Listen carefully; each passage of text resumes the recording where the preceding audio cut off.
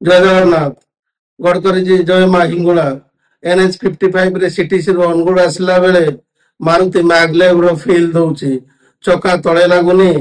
NH ର labelling ଏତେ ଖରାପ ଅଛି ଯେ ଗାଡି ଲେଫ୍ଟ ରାଇଟ ଦମ ଦାମ କିଛି କିଛି ଫ୍ଲାଏଓଭର ଉପରେ ଏତେ ଫ୍ଲକ୍ଚୁଏସନ୍ସ ଅଛି ଯେ ଗାଡି ଫ୍ଲାଏ କରି ଯାଉଛି।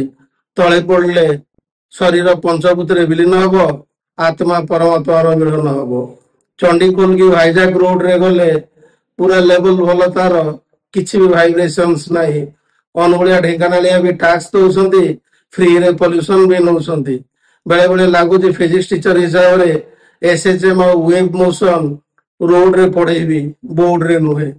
ଏମିତି ରୋଡରେ ଜଣେ କେମିତି ଦିଟା ଟୋଲ ଟାକ୍ସ ଦବ? ନହେଲେ ନାହିଁ ସେଇ ପୁଣି 8ଟା ରାସ୍ତା ଆଶା ଭରସା।